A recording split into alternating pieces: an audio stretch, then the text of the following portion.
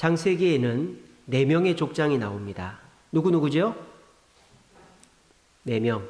첫 번째는 아브라함, 두 번째는 이삭, 세 번째는 야곱, 네 번째가 요셉이죠. 아브라함, 이삭, 야곱, 요셉. 이 4사람을 4대 족장이라고 합니다. 이 4대 족장은 각자가 위대한 신분들이죠.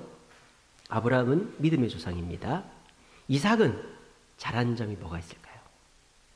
이삭은 어떻게 보면 무색무취한 사람 같은데 이삭이 잘한 거는 효심이 굉장히 강했다. 그래서 아브라함의 말을 잘 들어가지고 제단에 제물이 되려고 올라갔다. 그리고 어머니 리브가가 어머니 사라가 죽었을 때 너무너무 슬퍼가지고 눈물을 그치지를 못했다. 그래서 아브라함이 아들 잡을까봐 빨리 결혼을 시켰죠. 그래서 이삭은 효심이 강한 자녀였다. 야곱은 자손을 많이 번창시킨 족장이죠. 그리고 요셉은 최고위직에 오른 족장입니다. 이 4대 족장들은 다 각자의 장점들을 가지고 있지만 그 중에서 최고의 족장을 꼽으라면 누구일까요? 각자가 요셉이 될 수도 있겠고 아브라함이 될 수도 있겠고 꼽습니다. 또 이삭 같은 경우에는 우물을 파기만 하면 우물물이 나왔잖아요. 그죠?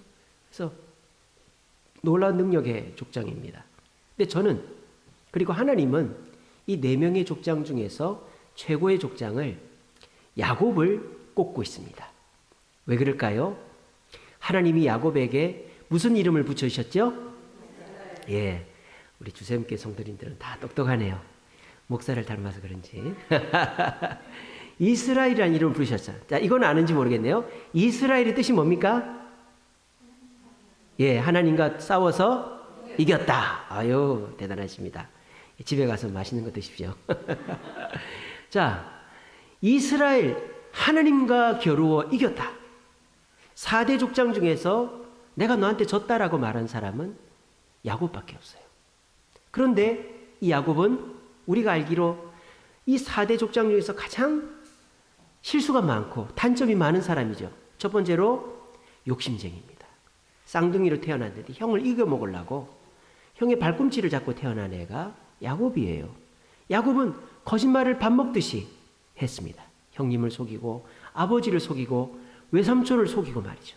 다 속여먹는 거짓말쟁이였습니다. 또 이 야곱은 좋아하는 것만 좋아했어요.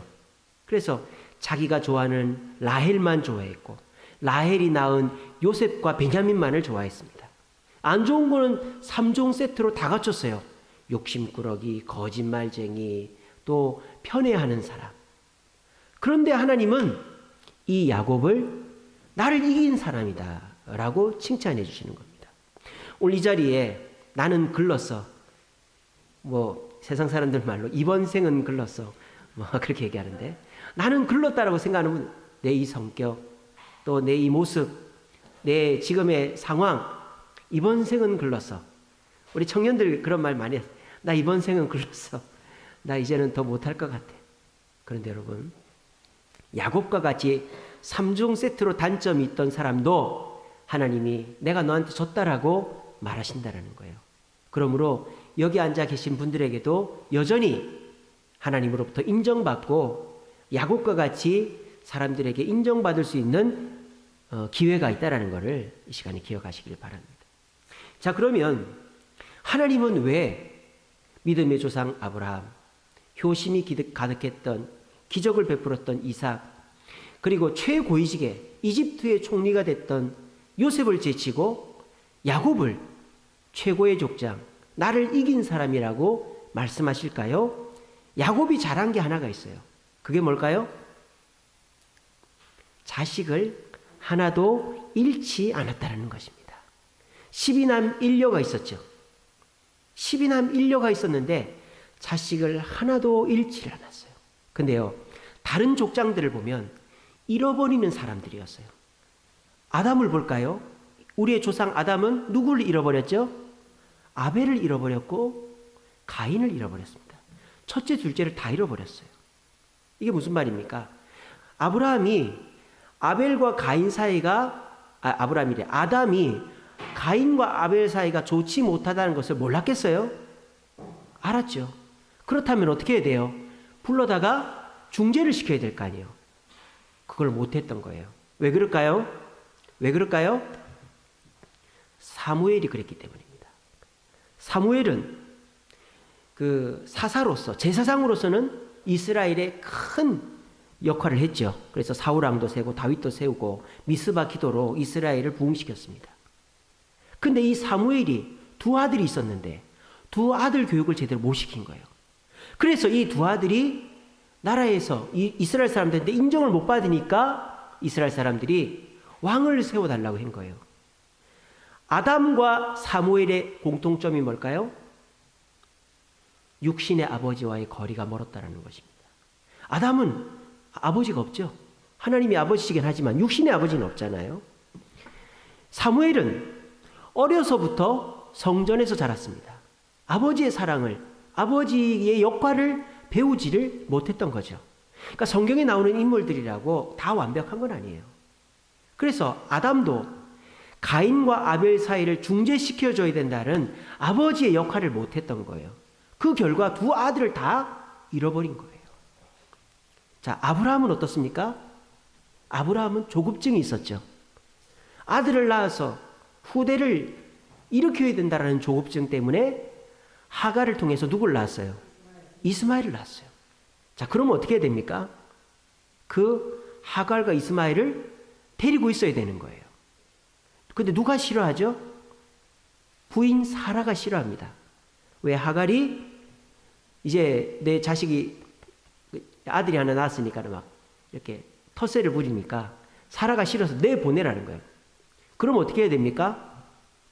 사라를 설득해서 하갈과 이스마엘을 데리고 있어야죠. 그래서 이 아브라함이 하갈과 이스마엘을 쫓아내서 그 결과 지금 이슬람과 이 기독교 국가의 싸움이 지금까지도 벌어지는 거 아닙니까? 이스마엘의 후손들이 이슬람, 무슬림들 아닙니까? 그러니까 이 아브라함이 믿음의 조상이면서도 중동 지역의 끝없는 전쟁의 시작을 일으킨 사람이 아브라함이다. 아브라함도 하갈과 이스마엘을 품지 못하고 떠나보냈기 때문에 지금도 인류가 갈등하고 있다는 거예요. 이삭도 마찬가지죠. 이삭이 나이가 들어가지고 눈이 잘 안 보입니다. 판단력이 흐려졌어요. 그래서 아무리 봐도 에서는 족장감이 아닙니다. 그럼 어떻게 해야 되죠? 진작에 에서가 아니라 야곱을 족장으로 세웠으면 되는 거예요. 근데 이 이삭은 편애의 마음, 자기에게 잘해주는 하나님의 마음에 합한 사람이 후계자가 아니라 사냥 잘하고 음식 잘해주는 에서가 마음에 들었던 거예요. 어떻게 보면은 이삭이 두 아들 사이를 갈라놓은 거죠. 교통정리를 못했다 이 말입니다. 거기까지는 좋다 이거예요. 그러면 야곱이 떠나가고 에서가 남아있으면 에서를 끝까지 붙잡아야 되는데 에서가 이삭 곁에 머물러 있지를 않았다는 것입니다. 그래서 성경에 보면요, 가장으로서의 역할을 잘한 사람이 별로 없어요. 다윗도 그랬잖아요. 다윗도 아버지 역할을 잘 못했거든요. 솔로몬은 더 할 것도 없고. 그러니까 성경에 보면 가장의 역할을 잘한 사람이 별로 없는데 어떻게 보면 유일하게 가장으로서의 역할을 잘한 사람이 참 아이러니하게도 야곱이에요. 그러니까 제가 생각할 때 성경의 인물 중에서 가장의 역할을 잘해서 가족을 한 명도 잃어버리지 않은 사람이 야곱밖에 없지 않나, 저는 그렇게 생각합니다. 그래서 하나님은 이 야곱을 나를 이긴, 나에게 승리한 존재라고 이스라엘이라는 이름을 붙여주셨다는 겁니다. 그러면 야곱은 자식들이 다 효자였을까요? 아무 문제가 없었을까요? 그렇지 않죠. 바람잘 날이 없었어요. 자식이 13명이니까. 야곱의 첫째 아들 이름이 뭡니까? 르우벤입니다. 이 르우벤이 자기 어머니, 그러니까 친어머니는 아닌, 그러니까 자기 아버지의 아내인 빌하와 통간을 해버린 거예요. 이게 있을 수 있는 얘기입니까? 자기 친어머니는 아니지만 아버지의 아내인데 통관을 해버린 거예요. 그러면 보통 어떻게 해야 되죠? 쫓아내야죠. 야곱은 르우벤을 쫓아내지 않습니다. 또 어떤 일이 있습니까? 이 야곱이 이제 그 외삼촌 집에서 돌아와서 세겜에 잠시 머무는데 자기 딸 디나가 강간을 당했어요. 그래가지고 이 디나를 구하는 조건으로 세겜족 추장과 디나를 혼인시키기로 합니다. 근데 세겜족 사람들에게 조건을 걸기를 우리는 할례 행하지 않은 사람과 결혼하지 않는다. 그러니까 세겜족 남자들이 다 할례를 행한 거예요. 쉽게 말하면 포경수술을 했단 말이에요. 얼마나 아픕니까? 그때 당시 마취약 있는 것도 아닌데. 그랬는데 그때 시키지도 않았는데 시므온과 레위가 두 아들이 몰래 가가지고 복수를 한 거예요. 무슨 복수를? 자기 여동생, 하나밖에 없는 자기 여동생을 몹쓸 짓을 한 그 남자들, 포경수술하고 다 아파서 누워있는 애들 다 죽여버린 거예요. 자, 그러면 어떻게 해야 됩니까? 나는 아무 잘못이 없고 이 두 아들놈이 잘못했으니까 이 아들놈들 어떻게 하시오? 이렇게 해야 되는데 야곱은 시므온과 레위를 포기하지 않습니다. 내가 죽으면 죽었지 아들을 포기하지 않습니다. 그리고 강간을 당한 딸도 포기하지 않습니다. 자, 그뿐입니까? 요셉이 종으로 팔렸어요. 요셉을 종으로 판 사람이 누굽니까? 아들들 중에서 유다 아닙니까? 유다. 넷째 아들 유다. 저는 야곱이 끝까지 그걸 몰랐을까? 저는 알았을 거라고 봅니다. 언제쯤인가는 알았겠죠? 왜? 거짓말을 했잖아요, 형제들이. 아버지, 요셉이가 오다가 동물한테 먹혀 죽었습니다. 이 핏자국을 보세요. 그렇게 한 사람이 누구예요? 유다예요, 유다. 넷째 아들 유다. 아버지를 속여먹은 거예요. 근데 지금 본문에서 아버지, 요셉이 살아있습니다. 그 말을 하는 것도 유다예요. 왜? 유다가 요셉이 이 형제들을 그냥 돌려보내고 베냐민만 곁에 두려고 할 때 유다가 중재를 쓰죠. 종리님, 그때는 요셉인지 모르고, 종리님, 아버지한테 제 자식들을 맡기고 왔습니다. 베냐민이 돌아가지 않으면 제 자식들이 죽습니다. 제가 종으로 남겠습니다. 그때 요셉의 마음이 움직여서 자기의 신분을 밝히고 그 가족들을 다 이집트로 오라고 초청하는 거예요. 그 요셉이 야곱에게 가서 요셉이 살아있다고. 그러니까 이 유다가 거짓말한 게 들통이 난 거예요. 근데 어때요? 지금 분위기는 어때요? 요셉이 살아있다는 소식을 전에 들은 거잖아요. 그러니까 이때 잘잘못을 따져봐야 뭐 하겠어요. 그죠? 그러니까 유다를 용서해 준 거예요. 야곱이 자식들이 다 착해가지고 자식을 하나도 안 잃어버린 게 아닙니다. 사건 사고가 없어서 안 잃어버린 게 아닙니다. 르우벤은 통간을 하고 시몬과 레위는 쓰러져 있는 남자들을 죽여버리고 딸은 강간을 당하고 그리고 유다는 아버지를 속여먹고 동생을 팔아버렸는데 야곱은 무던히도 그 자식들을 품고 있었다는 거예요. 저도 아들이 자식이 4명이 있습니다.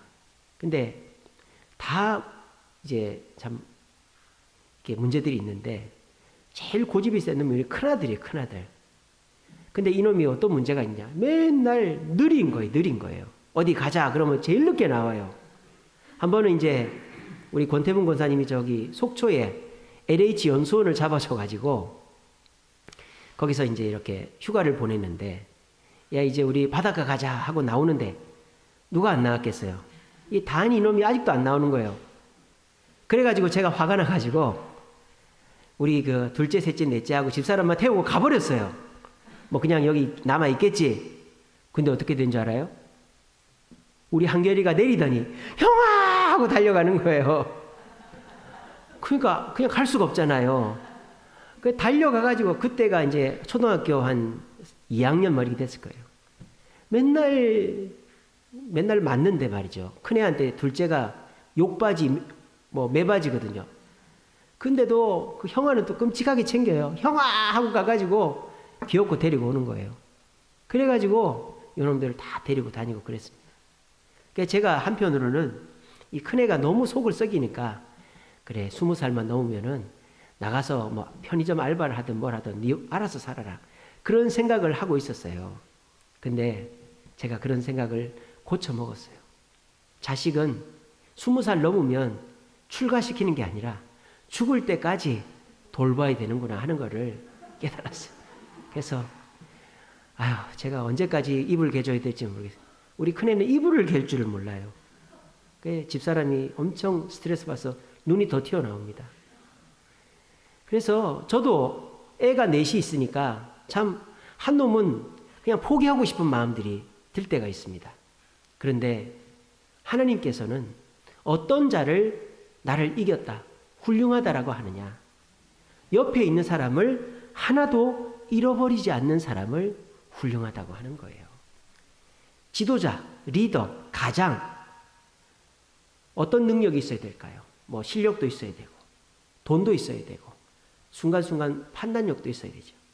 그런데 그것보다도 더 좋은 것, 더 필요한 게 뭐냐? 하나도 잃어버리지 않는 것입니다. 가장은, 리더는, 사장은 내가 가진 것들, 내게 속해 있는 사람을 한 명도 잃어버리지 않는 사람이 가장 훌륭한 사람이에요. 그거를 오늘 하나님은 야곱을 통해서 우리에게 가르쳐 주시는 거예요. 오늘날 사람들은요, 가지치기 하기 바쁩니다. 이 사람은 이래서 문제가 있고 저 사람은 저래서 문제가 있고 그렇게 해서 점점 잘라냅니다. 그러면 남아있을 사람이 없어요. 야곱은 문제가 있는 자식 르우벤, 시몬, 레위, 유다 아무도 잘라내지 않았습니다. 다 데리고 있으니까 이 자식들이 다 역할을 해내는 거예요. 오늘 자리에 계신 저와 여러분, 세상 사람들은요 잘라내기 바쁩니다.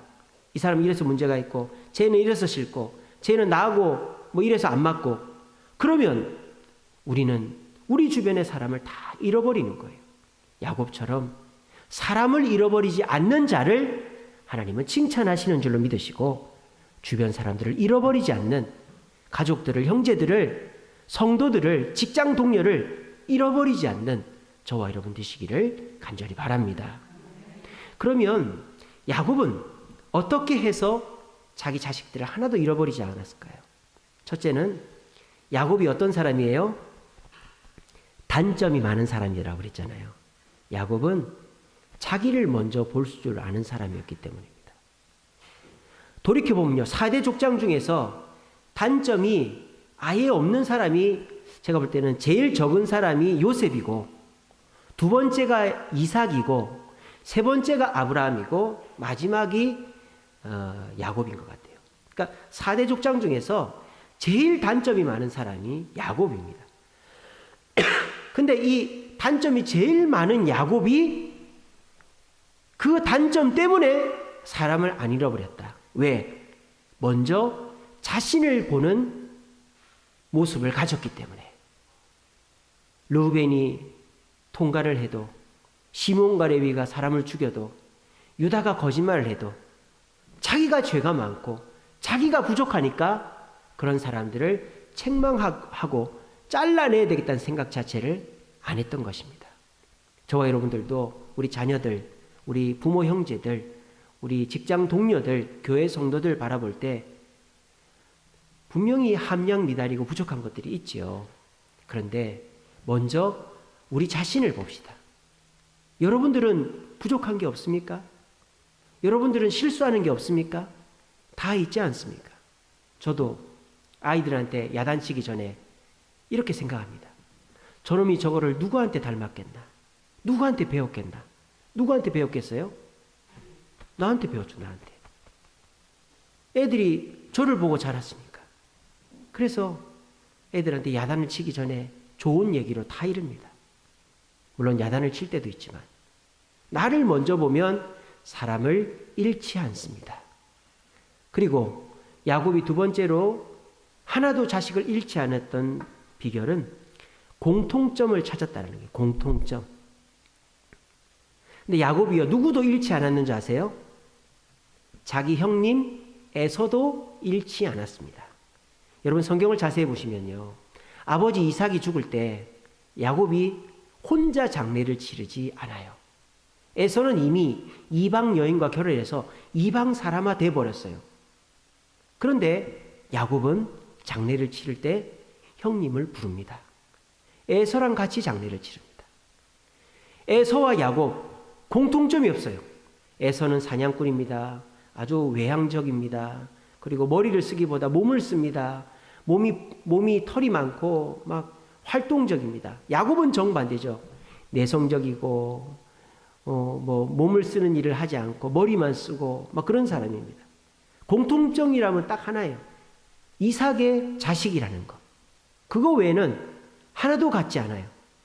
그런데 야곱은 뭘 봤다? 한 아버지의 자식이 아니냐. 그래서 장례를 치를 때 우리 아버지가 돌아가셨으니까 형님도 오시라고 해서 장례를 같이 치르고, 이스라엘의 족보에도 에서의 족보가 들어가 있고, 에서의 후손들은 3대가 지났으면 무조건 이스라엘에 받아줘라. 하나님이 율법으로 정했죠. 그래서 이 에서의 후손들을 끝까지 놓치지 않았던 것이 이스라엘입니다. 이게 뭡니까? 하나라도 같으면 받아들이자라는 거죠. 사람들은 10개 중에서 한 6개가 같은데도 저 사람은 나하고 다르다고 생각합니다. 그러면 우리랑 같은 사람이 도대체 몇 명이나 있죠? 혼자 살아야 돼요, 그러면.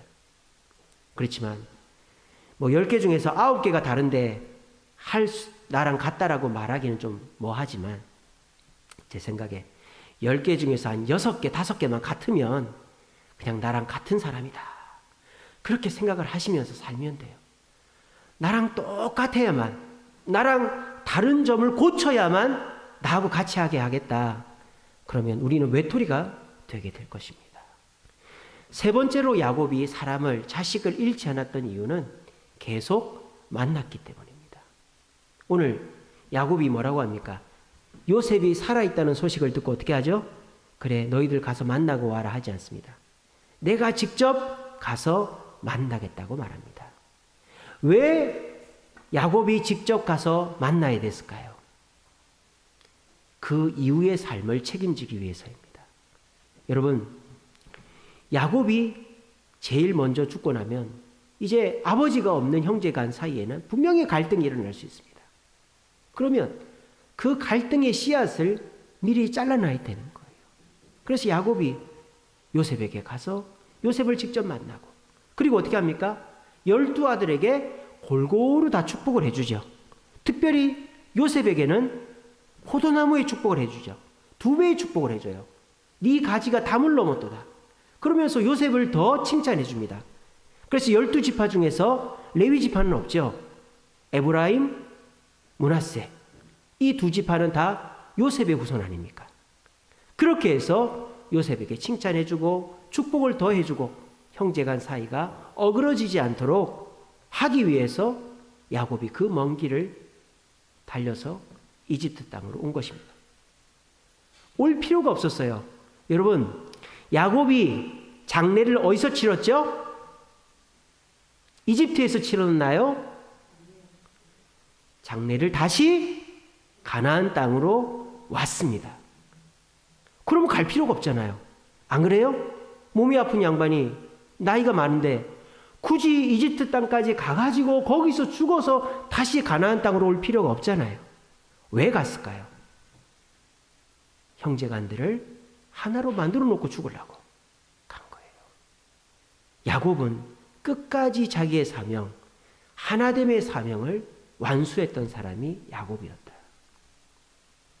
야곱은 첫째로는 자신을 돌아보고 상대방의 단점을 용서해 주는 사람이었고, 두 번째는 공통점이 하나밖에 없어도 그 하나의 공통점으로 상대를 끌어안는 사람이었고, 그리고 야곱은 끊임없이 나하고 적인 사람도 만나고 해서 계속적으로 내가 속해 있는 나와 함께하는 사람들을 잃어버리지 않으려고 애를 썼더니 그 자녀들이 끝까지 믿음으로 커서 가나안 땅의 12지파가 되었고, 그리고 지금의 이스라엘 나라도 나라 이름을 유다, 다윗이라고 하지 않고 이스라엘이라고 하는 것은 바로 이 야곱의 공로로 이스라엘 12지파가 만들어졌기 때문에 이름을 그렇게 지었다라는 것입니다. 지난 곽사명 권사님 장례식장에 전주까지 가서 장례를 치르고 왔는데 너무너무 참 보기가 좋았어요. 형제들만 오는 게 아니에요. 손자, 손녀들까지 다 왔어요. 세상에 장례 버스가 꽉 차는 경우를 제가 처음 봤습니다. 장례 버스의 자리가 원래 남거든요. 장례식장이요, 요즘은 얼마나 썰렁한지 돈을 주고 사람을 사는 경우가 있어요. 근데 이 손자, 손녀들은 그 장례식장 들어갈 자리가 없어. 그러니까는 바깥 휴게실에 앉아들이더라고요. 그리고 마지막에 곽사명 고사님을 빈소에다 딱 모시고, 납골당에 모시고, 그 이제 직원분이 한마디씩 하라고 하는데, 30분이 걸리는 거예요, 30분이. 왜? 손자, 손녀들까지 할머니, 안녕히 가세요. 안녕히 가세요. 그러느라고. 우리 곽권사님 여러분 아시잖아요. 호리호리한 몸에 남편 일찍 돌아가셨어요. 근데 곽권사님 보실 때 험한 일 안 해 보이잖아요. 농산일해서 자식을 키웠습니다. 농산일해서. 그리고 자식들을 하나도 잃어버리질 않았어요.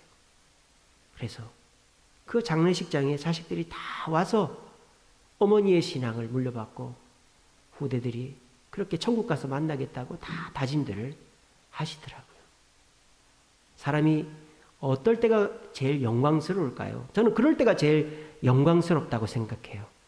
내가 자식을 낳았는데 부모가 아픈지 안 아픈지, 병이 들었는지 안 들었는지, 죽었는지 안 죽었는지 쳐다도 안 보는 자식을 남겨놓고 간다. 참으로 안타까운 인생입니다. 그런데 비록 좋은 대학은 못 가고 돈은 많이 못 벌어도 지근거리에서 부모 아프면 뒤다볼 줄 알고 부모님 용돈 줄 줄 알고 부모님 위해서라도 믿음이 없어도 교회 나오고 또 손자 손녀들 교회 데리고 나오고 부모님을 위해서 자식들이 애를 쓰는 그런 자녀를 둔 부모, 정말로 끝이 좋은 자녀 부모라고 저는 생각합니다. 그리고 하나님도 그렇게 자식을 품 안에서 잃어버리지 않고 다 챙기는 그런 분을 칭찬하시는 거예요. 오늘 이 자리에 계신 저와 여러분, 우리가 세상적으로 볼 때 그렇게 대단하고 화려하진 않습니다. 그런데 우리 주세움교회는 지금까지 우리 자녀들을 잘 지켜왔습니다. 우리 교회 개척하고 8년 지났는데 우리 영균이가 그때 중학교 2학년이었나? 개척할 때? 지금 24살이 됐어요. 근데 우리 교회에서 이렇게 기타 반주도 하고 앞에 기타 또 치려고 찬양하면 치려고 앉아 있어요. 이렇게. 우리 청년들 잃어버리지 않았습니다. 우리 청년들 다 나옵니다. 그리고 이 청년들이 잘 컸습니다. 그리고 이제 우리 교회의 기둥들이 될 줄로 믿습니다. 여러분들 수고하셨어요. 여러분들이 하신 수고를 우리 자녀들이 다 보고 교회를 사랑하고 우리의 뒤를 이어갈 것입니다. 그것을 우리 주님은 최고의 면류관으로 쳐주실 것입니다.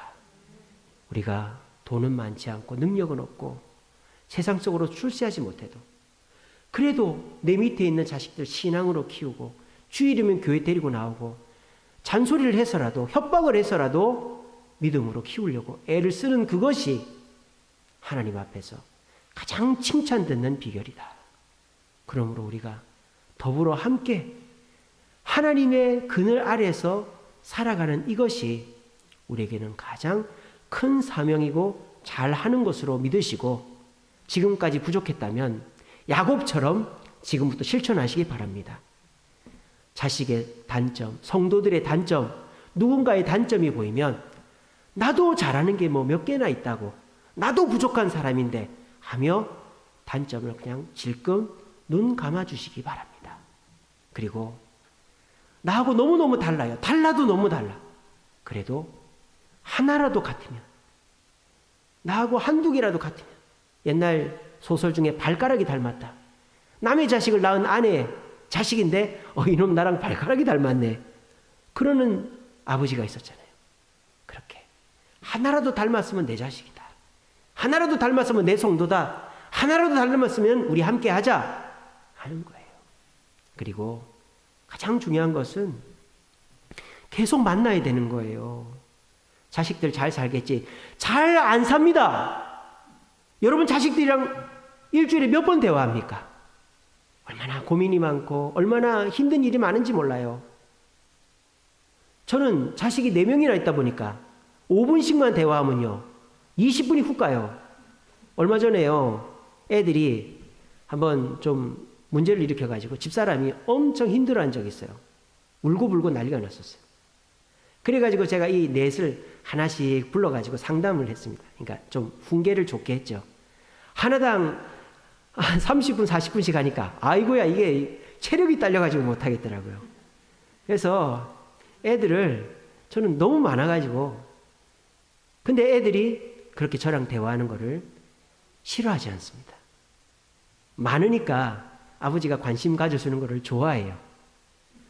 어제도 제가 이제 교사 강습회 갔다가 신방 갔다가 밤 10시 넘어서 집에 들어왔거든요. 그러니까 세안이가 옆에 와가지고 좋아가지고 강아지 꼬리 흔들고 있듯이 아빠 이것 좀 보세요. 아빠 뭐 해주세요. 뭐 해주세요. 샤워 시켜주세요. 뭐 별 얘기를 다 하는 거예요. 그러니까 우리 장모님이 야 아빠 피곤한데 방에 들어가. 그러니까 저희 집사람이 지도 아빠가 얼마나 보고 싶었으면 저렇게 하겠냐고 그냥 두라고 그러더라고요. 그러니까 이제 애가 많으니까 그런 좋은 점은 있는 것 같아요. 여러분 자식들이 그냥 아무 뭐 말 없이 있는다고 괜찮은 게 아니에요.